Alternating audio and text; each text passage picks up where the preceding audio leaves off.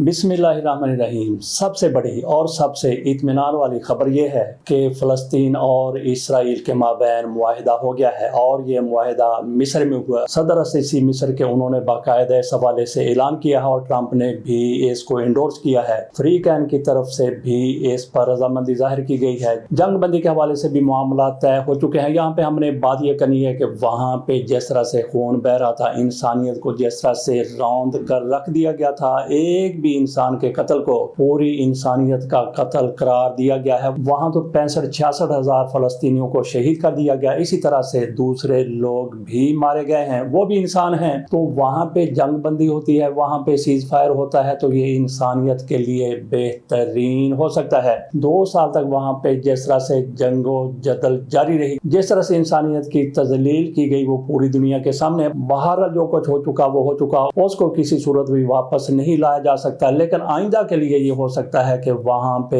एक मुस्तकिल अमन कायम हो जाए। तो देखते हैं कि दुनिया इस हवाले से क्या करती है। अगली खबर भी इसी हवाले से है। यहाँ पाकिस्तान में आज 10 अक्टूबर है और 10 अक्टूबर को तहरीक लब्बैक की तरफ से या लब्बैक अक्सा मार्च का ऐलान किया गया था और उससे पहले गिरफ्तारियां हुई और उनका दावा है तहरीक लब्बैक वालों का कि हमारे कुछ कारकुन शहीद भी हुए हैं और जख्मी भी हुए हैं।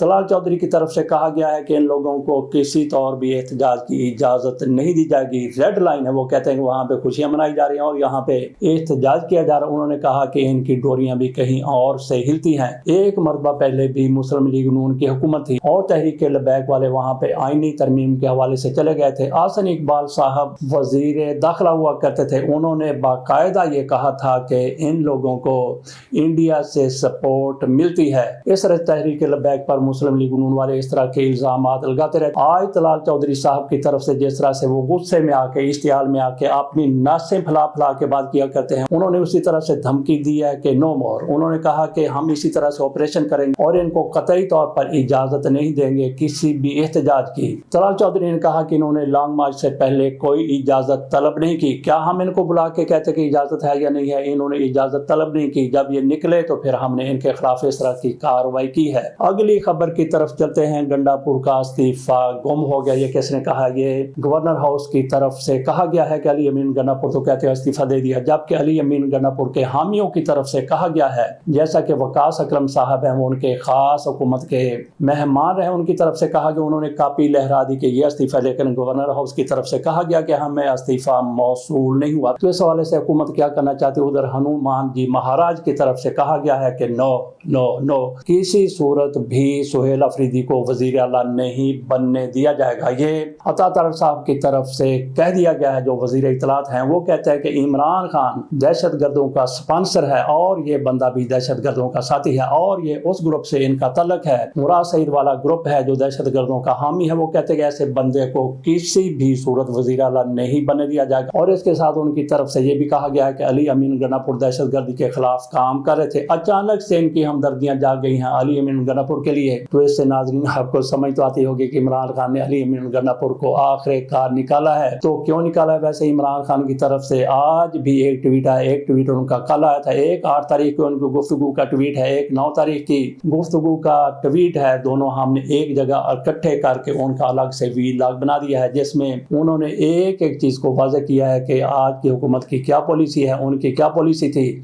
और जिस तरह से इल्जाम लगाया जाता है कि तहरीक इंसाफ ने दहशतगर्दों को वापस आने दिया, इमरान खान ने उससे डिनाई किया, इनकार किया और उन्होंने ये बता दिया कि अली अमीन गंडापुर को क्यों हटाया गया। इसके साथ साथ इमरान खान की तरफ से कहा गया कि वो मेरे साथी हैं और इसके साथ साथ उन्होंने सुहेल अफरीदी के हवाले से भी जो कुछ कहा वो मीडिया में सारा कुछ आ चुका है। और बात हम कर रहे थे हनुमान जी महाराज की, इनकी तरफ से किस तरह से अली अमीन गंडापुर की हमायत की गई और सुहेल अफरीदी के बारे में कहा गया कि किसी भी सूरत उनको वज़ीर आला खैबर पख्तूनख्वा नहीं बनने दिया जाएगा। तो फिर उनको इलेक्शन कैसे लड़ने दे दिया गया, कैसे वो जीत के आ गए? क्योंकि पाकिस्तान में हर बंदे की सिक्योरिटी नहीं होती है और एजेंसियों को पता होता है कि कौन सा बंदा क्या कर रहा है। तो वो छलनी से कैसे क्रॉस करके वो बंदा आगे चला गया। इमरान खान कहते हैं कि वो ISF का लीडर था और उसने जिस तरह से काम किया तहरीक इंसाफ के लिए, उनकी खिदमत को मद्देनजर रखते हुए उनको वज़ीर आला के तौर पर नामजद किया गया और उनका ताल्लुक फाटा से है। अगर उनको रोकने की कोशिश की गई, उनको वज़ीर आला ना बनने देने की कोशिश की गई, तो फिर तहरीक इंसाफ वाले भी तैयारियां करके बैठे हुए हैं। मेरा नहीं ख्याल कि किसी भी बंदे को जो वज़ीर वज़ीर आला है जिसको नामजद किया गया है उसके रास्ते में रुकावटें खड़ी करना, ये कौम के लिए, मुल्क के लिए, अवाम के लिए, सूबे के लिए या किसी भी इलाके के लिए बेहतर हो सकता है। कोई भी बंदा उसको वज़ीर आला बना दिया जाए, मेरा नहीं ख्याल कि वो, अगर उसकी कोई हिस्ट्री ऐसी है उसी पर वो अमल करता रहेगा, जैसा कि जनाब अता तारड़ की तरफ से कहा गया है। क्योंकि जिसने वज़ीर आला बनना है वो उसको कई बातें सोचनी होती हैं, कई उसको कंप्रोमाइज़ करने होते हैं। बहरहाल इलेक्शन कमीशन की तरफ से भी एक रास्ता हमवार कर दिया गया है किसी और के लिए। उन्होंने कहा कि सारे के सारे लोग जो तहरीक इंसाफ के जीते हुए हैं, वो कोई सेनेटर है, कौमी असम्बली का मेंबर है, पंजाब असम्बली का मेंबर है या फिर के असम्बली का मेंबर है, वो सारे के सारे आज़ाद हैं। गोया उनको एक ऑप्शन दे दिया गया है। देखते हैं कि वहाँ पे सूरत हाल क्या होती है। अमूमी तौर पर तजिया नगार कहते हैं कि खैबर पख्तूनख्वा में कोई भी हमारी एस्टेब्लिशमेंट हो, हुकूमत हो, कोई भी हो, वो नहीं चाहते कि वहाँ पे ऐसा कुछ किया जाए, क्योंकि वहाँ पे जो रिएक्शन आता है, रद्द अमल आता है, वो बहुत ही ज़्यादा संगीन होता है। अगली खबर की तरफ चलते हैं। जेल में मुलाकात करवा दी गई है अमरीकी वफद की बड़े अहम कैदी से, और अमरीकी वफद में कौन कौन लोग शामिल थे आपके सामने वो भी रख देते हैं। 4 लोगों का वफद है अमेरिका का जिन्होंने मुलाकात की है एक बड़े अहम कैदी से। जी तो हुकूमत की इजाज़त से ये जेल ज़राए ने बताया कि अमरीकी सफारत खाने के वफद को मुजरम से मुलाकात की इजाज़त दी गई है।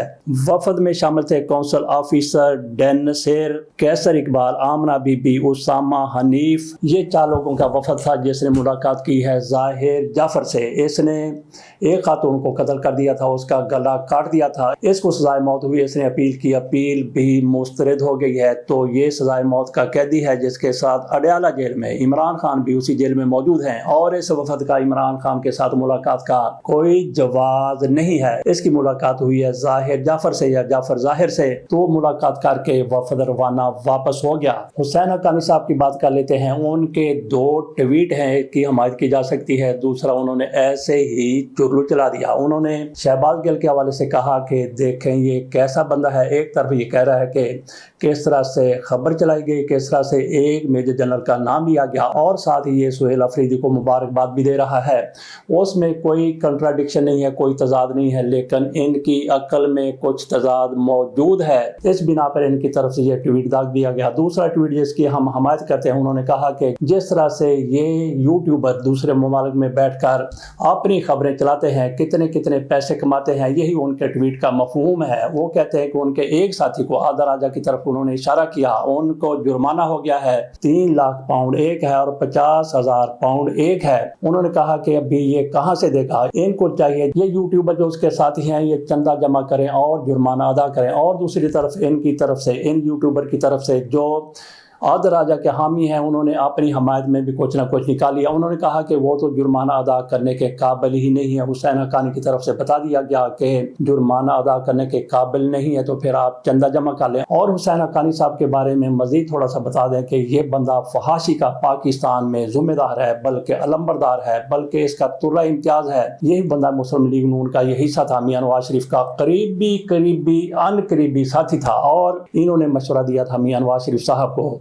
बकौल शख्स के बेनज़ीर भुट्टो और नुसरत भुट्टो की नंगी तस्वीर गिराई जाए। ये मुस्लिम लीग नून में रहा और फिर ये पीपल्स पार्टी में चला गया। आजकल ये जनरल बाजवा का हामी है और ये जनरल ज़िया-उल हक के जनाजे पर भी रो रो कर पीट कर बता रहा था कि पाकिस्तान का अब क्या बनेगा। इनसे पूछना है कि तेरा क्या बनेगा कालिया। और ये वो बंदा है जो पाकिस्तान की फौज को बदनाम करने के लिए किताबें लिख चुका है, आर्टिकल लिख चुका है, और इनको अदालत में भी तलब किया गया था। फिर ये पाकिस्तान से भागा, ऐसे भागा कि दोबारा इसने पाकिस्तान आने की हिम्मत नहीं की, और मियां नवाज शरीफ साहब इसी के खिलाफ मुद्दई बन के अदालत में चले गए थे। आजकल ये किसके साथ है, पाक फौज के हवाले से क्या क्या बातें करता रहा, कैसी किताबें लिखता रहा। बहरहाल जनरल बाजवा के दौर में ये जनरल बाजवा के कदमों में जाके बैठ गया, पैसे लेके उनकी लॉबिंग करता रहा। और इमरान खान की हुकूमत के खात्मे में मुबैना तौर पर कहा यह जाता है, हमारा ये कहना नहीं है, लेकिन अमूमी तासर ये है, लोग बहुत से लोग कहते हैं कि जनरल बाजवा से इसने पैसे लेके जनरल बाजवा की लॉबिंग की है। तो ये बात हो गई इनकी हुसैन हक्कानी साहब की। देखते हैं कि सुहेल अफरीदी खैबर पख्तूनख्वा में वज़ीर